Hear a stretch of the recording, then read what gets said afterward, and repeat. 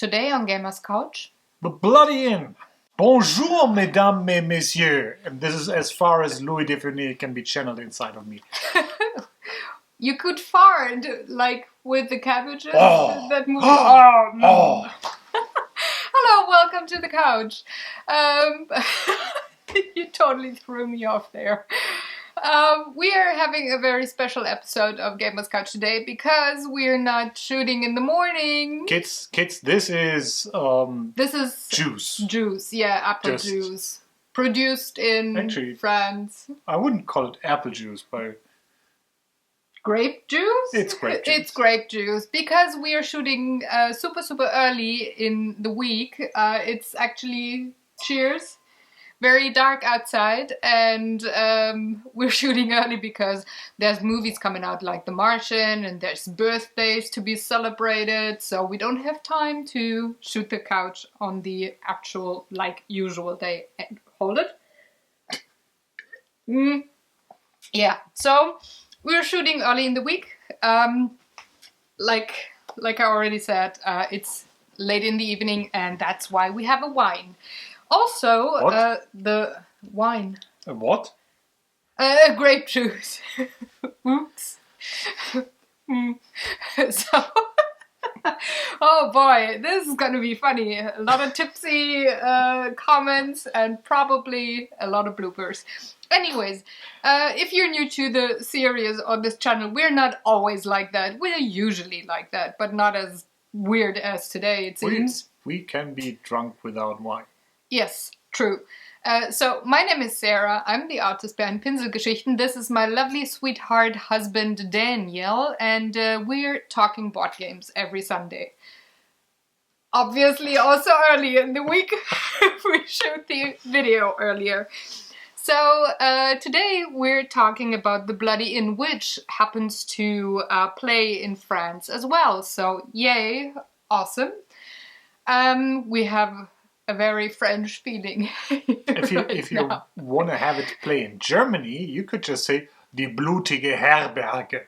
Yeah, which sounds impressive too. So. But then we need beer, and we don't have beer. Sure. So well, for the English Bloody Inn, we would also need beer, I guess. If you say it with a French accent, it still works. The Bloody Inn. No. So good that I didn't do that, because I'm the non-French speaker in this household. So I'm sorry, French people. That's on you. I actually can speak French, but it's really hard to speak another language with a French accent. But anyways, we're gonna get started now. We're talking about The Bloody Inn, and he will start with telling you a bit about the rules and the gameplay, just to give you an overview of what this game is actually about.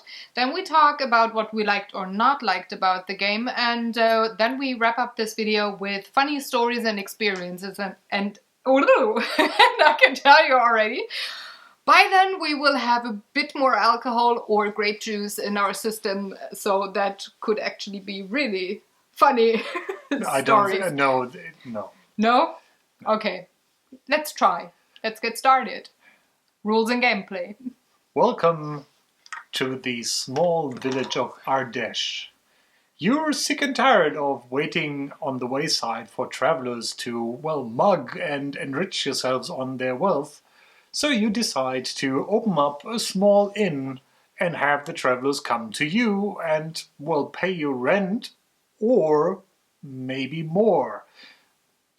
Some of them might even lose their life in your, well, inn and not leave ever at all, although this is not Hotel California.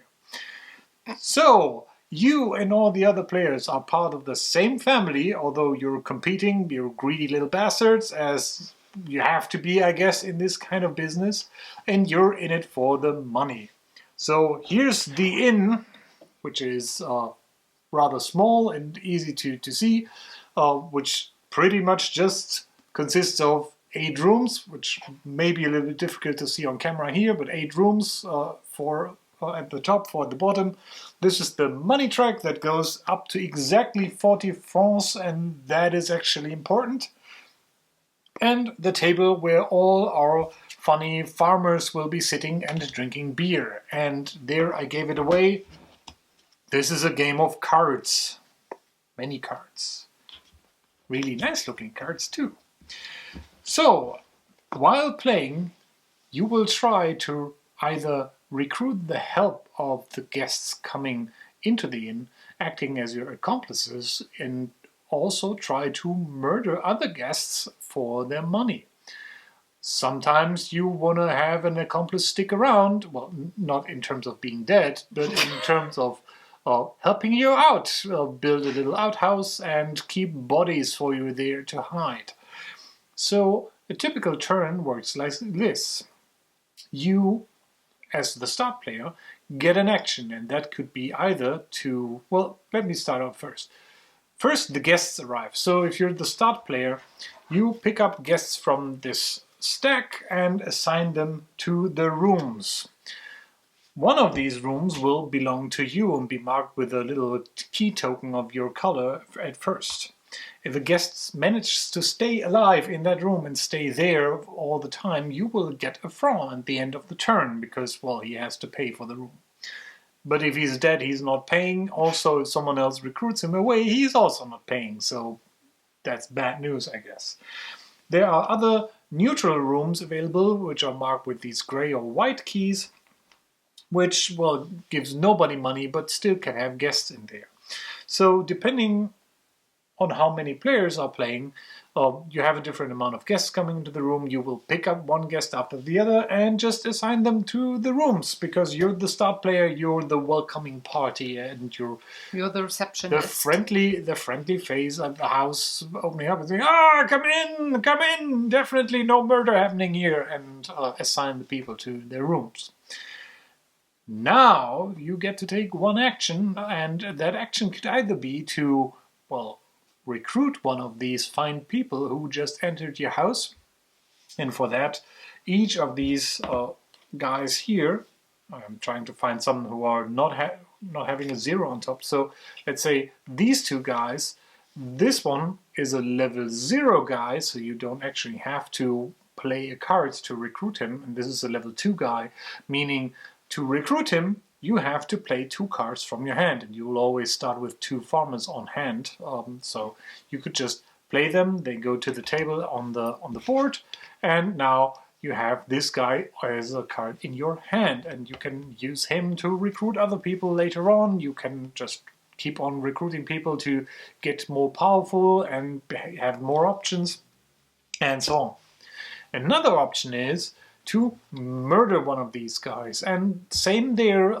Depending on the level of the guy that you want to murder, you have to play as many cards from hand. The level 0 guy only brings you 8 francs, which is nice, but not that much. The level 2 guy brings you 18, and a level 3 guy would bring you 26, which is pretty nice to have, but you kind of need at least 3 people to kill him in some way or form.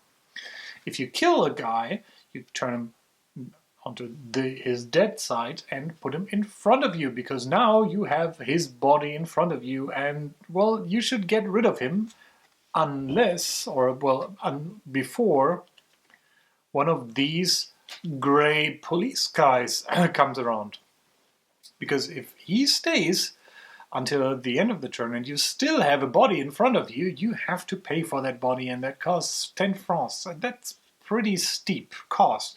Also, you're only allowed to take the money from the dead corpse if you bury him yourself, or at least have him buried at all. I guess that's thieves' honor. At least that's what the manual calls it, that you only can take money from guests if you also bury them. Another thing you could do is recruit the farmhands who are sitting at the table, and in the first turn there's no one sitting there, but after people have played their farmers, you can recruit up to 2 from that table. And another action I already mentioned is you can bury a body. And again, you have to play as many cards as this has a level on the backside. It's, by the way, the same level that you need to kill him, to recruit him, or do anything else with this guy. And the last action would be to pass. And if you pass, you can go to town and exchange money. So that money track you have on here is actually the maximum in liquid cash that you can have. So whenever you hit these 40 francs up here, you cap out, and any other money you would get is kind of lost. But lucky for you, you can go and change some money into these nice handy little 10 franc checks. And well, you just reduce the amount, get the same amount in checks, and you're good to go. So why the liquid money and check money? Well, at the end of the turn, you have to pay accomplices that you still have on hand, 1 franc per guy that is helping you, and they don't like checks at all. So that is one way you have to well, stay in and have liquid money to pay them with. At the end of the game, he who has most money in checks and on hand cash wins the game. So after you have done an action, everybody else at the table gets to do one action. Then there's a second action, and that ends the turn, and guests will leave, well, whoever is still alive at that point. As I said, if one of the guests is a police guy, you better have all your dead bodies moved away to some other place. And for that, you start with your little reference card. It has a little house here with a 1, meaning you can kill and put 1 body under this card to bury him. If you want to bury more than that, well, you have to build some more houses. And I kind of skipped over that. So if you recruit someone, you can play also this card from your hand as an action. And according to his level again, build him as an extension to the inn. So you just put him face up in front of you. He has a little house here. His level shows you how many bodies you can bury under that house, and sometimes there's a little text here that gives you an additional benefit. Pretty simple, and that is what you will be doing most. There's a little twist though. See, your farmhands are kind of not very talented at anything. However, later on, when you're recruiting all these able-bodied people from well, I need a priest. If you recruit all these nice folks, they have a little icon up here, meaning they're usually pretty good at one thing. So as I said, usually if you want to recruit someone, for example, you have to play as many cards from your hand as that level of that person is. However, if he has the bribery specialty, that's a little pile of money, you then get to take that card back to your hand and use it in some other action. So that's pretty cool. Same goes for killing and the gun icon, or building an extension house and the little mortar icon or whatever that is, and the coffin. You might have guessed it. He's really pretty good at burying people, and it's all the same for these guys. You can just get the card back on hand and can use it for something else. You'll do that until you run through the stack at the beginning of your inn. So you'll have a card stack here, and you will assign people from that stack to the rooms until that stack runs out, and whoever still lived through the thing and isn't your accomplice will go to the exit stack. You'll shuffle that one and go through a second season, so to speak, because guests who stayed at your inn are generally happy unless they're dead, and they will come back, and then you just go through this second season, and then the game ends, and he who has the most money wins. Simple as that. It is. It is. So thank you for explaining, and now let's hop on into our second section. You can drink grape juice while I'll tell you what... Magnifique. Perfect. What I liked, or maybe not liked, about the game. So starting off first, you can... I'll try to... Yeah, so I'm going for quality and artwork and everything first. So when we opened this box, I was, actually expecting kind of a dinner game, a short game, because the box is pretty tiny, and in the box there's like a whole space that is not occupied. So I didn't think it would be like a grand, big game. But what I really liked as a surprise when we opened up the box was the quality and the artwork of the game. For one, the board and the cardboard pieces here are very sturdy. They are kind of varnished, so they're like a clicky, almost plasticky kind of feel when you touch them, so that's great. The cards are a bit thin, but they're also kind of, they look as if they're laminated or varnished, so there shouldn't be too much of a wear and tear. I think, how is it called? Satin something coated? Something. Yeah. I always forget, like every week. But if you look at the artwork of these cards, man, this is gorgeous. I could actually, without playing this game, just look through the cards and really admire the artwork.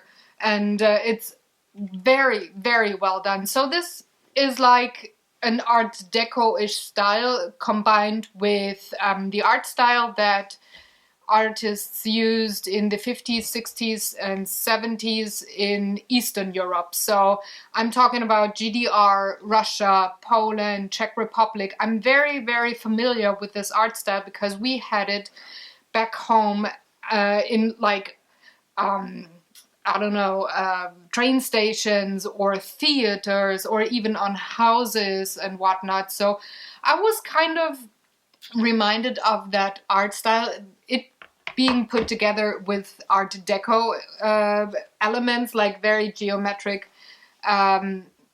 faces, for example. The shading is gorgeous. So it's really a very lovely design that is kind of unusual. And by that I mean there's a certain line work, a certain style that you find in certain kind of games, like fantasy games look different than I don't know, action games or cartoony kind of games like Rampage or Takenoko or King of Tokyo. But this style is very unique, and I don't think that we have another game that has this kind of style in when it comes to artwork. Do I remember correctly? We don't have any, right? He's not talking back, so I just assume he agrees with me. So I guess that's a plus then. Yes, because it's so unusual and unique and something fresh, something new. With a lot of new board games that we got at Spiel, this really stood out just from looking at it. So I was very surprised, and I really liked it for that. And when I was walking the halls in Essen, I always saw the cover hanging around at a couple of booths, and that is pretty striking. I guess that's what you're looking for a shelf product, to have a very unique standing out cover. So. Yeah, so I was very, very happy with that. When we played it a couple of times, and we're gonna get into the different kinds of experiences in the next section. So I really liked how it played. So again, I was expecting more of a dinner game, kind of 20-minute kind of game. That was, well, not too complex. I don't want to downgrade any dinner games that we have, but they're usually not what I personally call a full game. But this one actually is. It sits in the middle between a dinner game and a full-blown game. So there's actually quite a lot of strategy to it that makes it move more to the side of the spectrum where the full games are. But it's short enough and quick enough that it also kind of fits into the dinner game section. And I really like that about that game. So it's not just a simple tossing dice kind of game, but you actually really have to think about what you do and try to, well, of course, win, but also to, there are so many different ways how you could try to win. And like that, it has way more possibilities than other dinner games have that we own. And there's also another thing that puts it like right in the middle between a full-blown game and a dinner game. There's actually two versions that you could play. You could play a long game, or short game. If you really want to go more for the dinner game, you play the short game. You just take out more cards for that.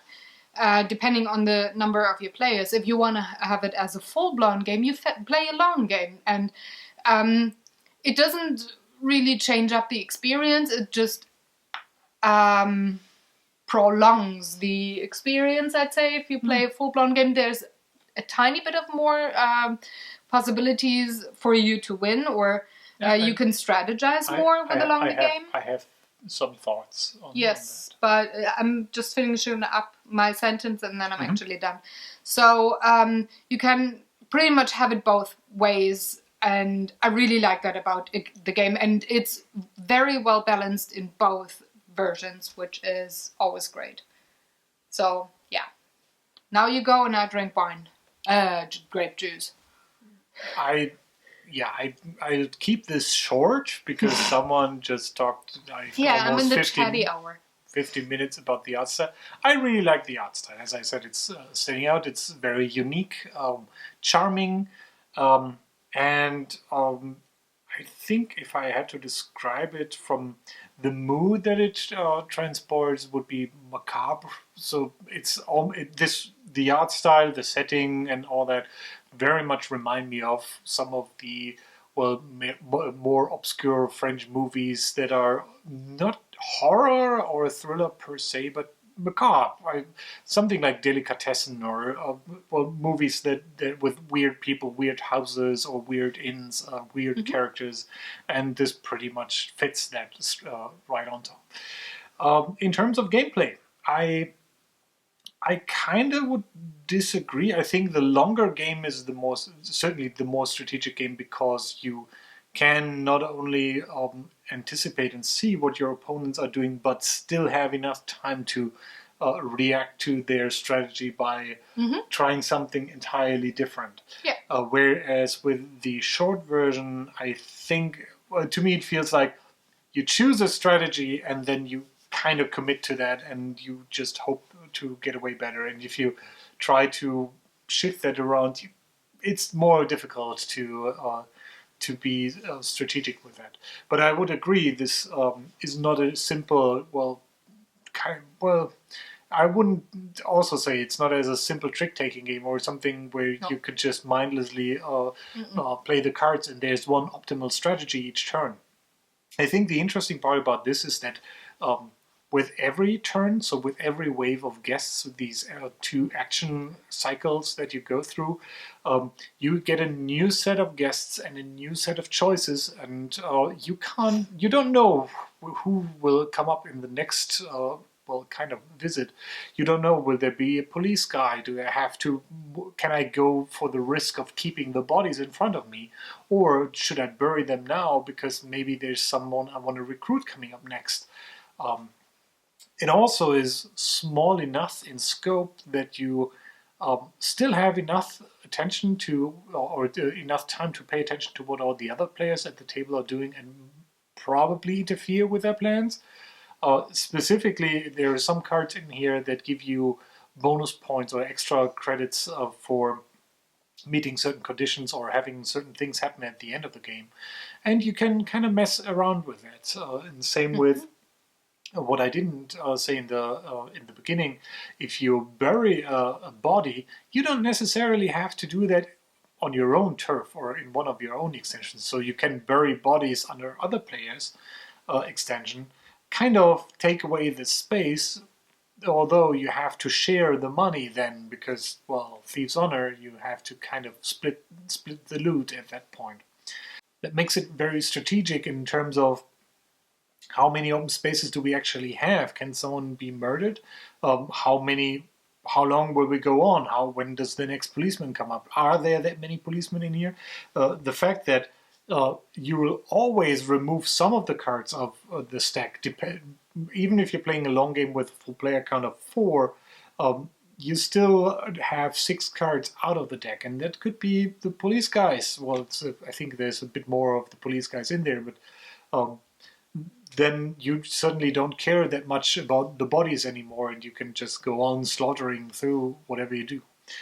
Also, that's another thing. I like the kind of implied dark humor. The game isn't necessarily funny, so there's no funny jokes on the cards or quips or something. The manual is kind of amusing and making some jokes about that. But yeah, just from playing with other people, you will, or at least we ended up with all the he's going down and he's going to die, and having pretty much a lot of dark humor at the table present while playing this. Which I did enjoy. So even if you're kind of hosting bodies under the extension houses other people build, it's still fun. Everybody's laughing, everybody's getting rich. Well, maybe. Kind of. And I also like the restriction of having to kind of pass and then go exchange money in order to make room for more money. Make room for bonus points. So suddenly, as I said, if you bury someone, you have to share the loot. But if you bury someone in someone's houses who is at the cap of 40 francs, well, he's not getting anything because he can't get any more money. And while you may only get half of the pot, at least they don't gain anything and also lose one of the spaces. So there's some really interesting things that you can think about while each turn is going on, and that for, I don't know, 20 turns maybe is a full game, 2 seasons. Yeah, I would say so. That something, maybe it's a little bit less. I actually never counted. No, just a feeling that between 15 and 20 you're obviously pretty much. Depends on the player count, but that's what it felt to me. So how did you like the manual? You, of course, like with pretty much every game, he reads the manual and then explains the game to me/us. I gave it to you. I did put it with the starter card, and you were bitching again. Like, I don't need that. Of course you do. The manual was still residing in the west wing of the building. It was the east wing. The west wing is there. But go on. How did you like the manual? Actually, there's south. Yeah, but I don't care. So as for a simple card game, the manual isn't that difficult, and actually a lot on the back here are the reference explanations for all the special effects that are on the cards, which is nice, although I don't think we ever needed those because pretty much everything is self-explanatory when it comes to the cards. I thought it was nicely explained, all the 3 phases you're guided through. Obviously, me being dyslexic in some parts.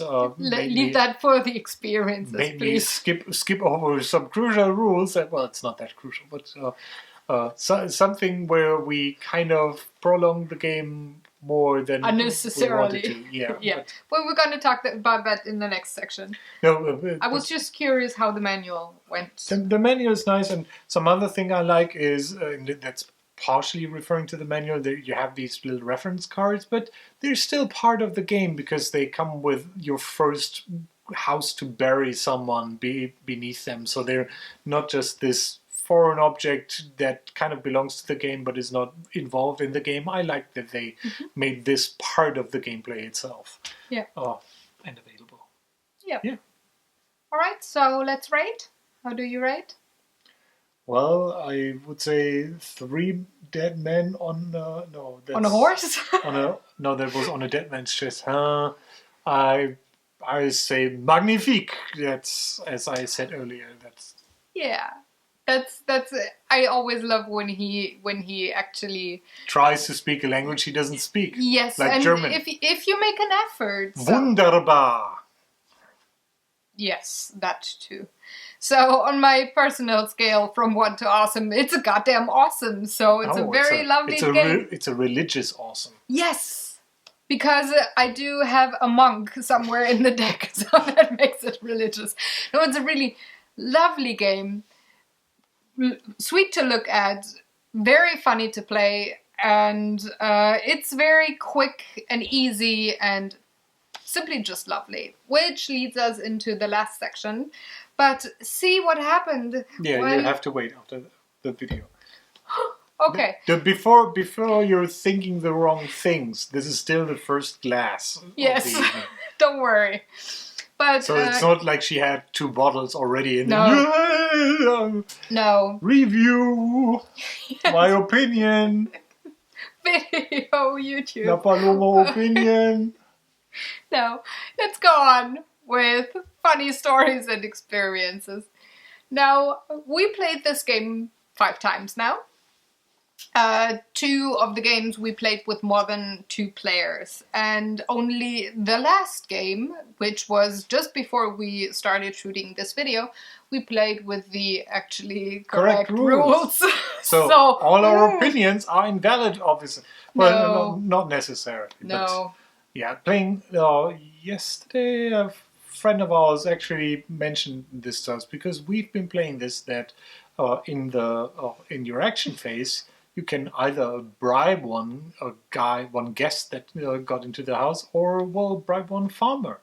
Turns out you can bribe 1 or 2 farmers, which kind of speeds up the game by almost a factor of 1.5. We all were not really looking at our first extension card, which very clearly says you can also take 2 farmers. So it was not. The downside of this being part of the game, you don't look at it anymore for rules questions. Yeah, right. So, but here's the thing, though. I was actually really looking for how the game today would play different than the quote-unquote wrong-played game. And, we played a short version of the game tonight just to see how the 2 farmers thing is having an impact on the game. And it pretty much just it speeds up the game, yes, because you're able to bribe, murder, or bury the 3 level 3 dudes earlier. But then again, you don't collect money as fast because you're losing way more because of more hand card number at the end of the round. So it didn't have such an impact for me personally with the short game. I wonder how it goes with the long game. But I think that you would only, with the long game, that you would only take the farmers at the beginning of the game and not really towards the end of the game so much. Could it be? Might be? Are you agreeing? And when I'm saying speeding up, or when we're saying speeding up the game, not in terms of the game will be shorter, but you get to do more, or you get to do what you would have done anyway, but more often per turn, if that makes sense. I had this suspicion after we found out that we played this wrongly, and to me it's not different at all. Actually, the score we got now is pretty much in the same ballpark as all the other games. Maybe it was even good for us to have the slower version first to get accustomed to the rules or something like that. I don't see any big difference there. The level 3 cards are pretty powerful, and that goes for pretty much all of them. So you have to pay attention what the others are doing in that regard. Now, if someone has the ability to gain 2 cards per turn by the get 2 farmers, also those 2 have to be available. Yes. Because you only have 2 per player, so in a 2-player game, a maximum of 4 can only be at the table. And there's no guaranteed way to get 2 if the other player is snatching them away, for example. Yes. But it made kind of a difference, but not such a big difference. I think. It shifted what we. So in our other games, there was a lot of play with the level 1, level 2 cards, because obviously you always have 1 or 2 cards on hand, and you can bribe them and get them. And now in this game, that shifted a little bit to the 2 and 3 side, where I would say in the other games, I think the maximum one would have built were 1 or 2 level 3 houses or extension houses, and if I really wanted to, in our last game I could have easily built a 3rd one, and that's in a short game.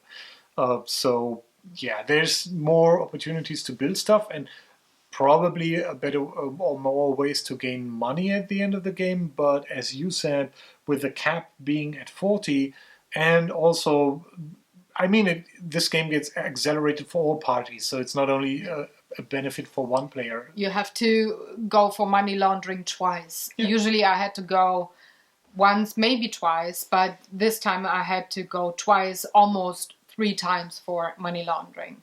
So, which takes away a turn as well, which then balances out towards the only taking one farmer thing. But here's one thing that, in my experience, was very, very funny. For example, last game, and Tina was so pissed off, and rightfully so. Her and Daniel were building houses for the bodies to be buried, and I tried You to... really like to subvert other people's buildings. Yes, I was with trying to bodies. see how much... It was not me being mean, but No. me... No. Because I didn't do that in the games before. I shared only You tried. No, I shared the 12 or the 26, not the 4 and the 8 money bodies. But this time around, it's so mean. So sorry, Tina, again, but I had to try it for the video. So I murdered a lot of people that were only having 4, respectively 8 coins on their body. And then I did not bury them at my houses, but at other players' houses, filling up their slots, and me not really, no, like in their barns, not, oh gosh, oh boy, that sounded so dirty, I'm so sorry. So I didn't bury them at my place, I buried them at the other players' places, and really, well, intervened with their game, because they always had to build new houses so that they could eventually bury their own bodies with a higher value, and me just always filling up their barns. It was really a dick move, but I wanted to see how it actually worked out. So that's why I only had 2 houses built, one with 2 bodies and one with 1 body, and they were 12 or 18 coins worth, and with you guys I always buried 4 and 8 coins only. Then you have to split them. So yeah, it was a mean thing, but it's actually a valid tactic to, well, this interrupt or well, really anger your competitive partners, so to say. So yeah, if you want to be really mean to your other players, try that strategy. It's definitely, well, it's mean, and it causes a lot of curses at the table. But it's not. You can overcome that, because I played in that game the card that gives you extra money at the end of the game, and also made sure that I exchanged all my money before the final counting. And since you murdered all the lowly farmer guys, she was busy with building houses. I was murdering and I ended up, I burying. think, with the highest score Yes. in all games, which was 100 francs or yeah. something. Yeah, so if someone's doing that, that's what I mean with you, especially in the longer game, you still have time to readjust your strategy into something different, and you can react to what other players are doing. In fact, you have to.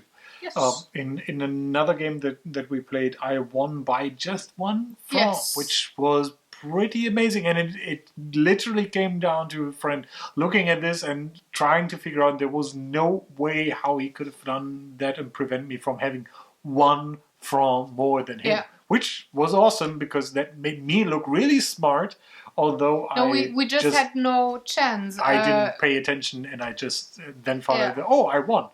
Yeah, So. him and me were at the same amount of money, so we came in second. Tina came in third, and you came in first by 1 single franc. And that was just like, and there was no way to get around it. We looked at everything and still didn't work. But it was a lot of fun with 4 players, 3 players, 2 players. With 2 players, you could, even if you really know the game and have a few rounds under your belt, you could have a podcast even with it. There's only so much of interaction at the table that you really have to, well, listen.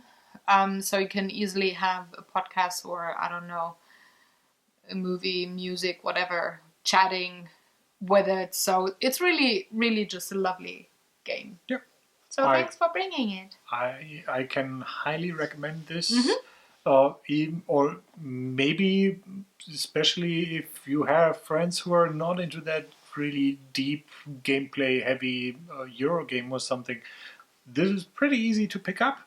And it's fun to play. It's always fun to murder people at an inn and get away with it and be, well, successful being the criminals, I guess.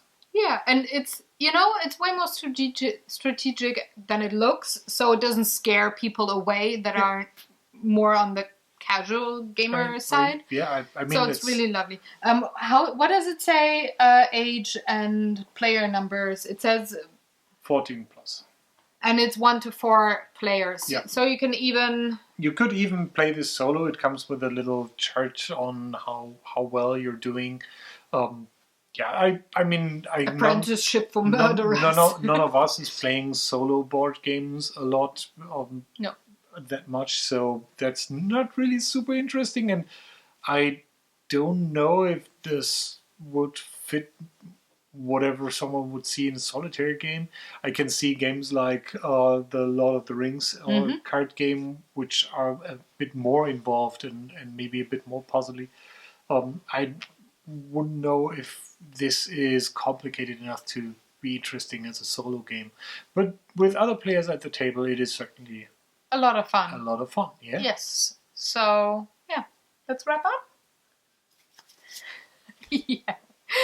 So, thank you very much for watching. If you have any questions or comments, please leave them in the comment section below. We would be very interested if you played this game and how you liked it. Also, if you feel like giving this video a thumbs up or sharing it, maybe subscribing to the channel, we would very much appreciate that. And we will see you next Sunday with a new game on the couch, then probably with coffee and daylight outside. So have fun, have a great weekend, take care, enjoy. Bye. Goodbye or... Au revoir. Au revoir. No? You guys. No? Non. Chérie, non. Ah. Chérie, Oh. non. C'est au revoir. Au revoir. One more time. Rien ne va plus. No, that's nichts geht mehr. I know that. No. Wow! You and know that was French. German. That was your German-French crossover list. For the day. So, finally. Now, bye. Au revoir. Au revoir.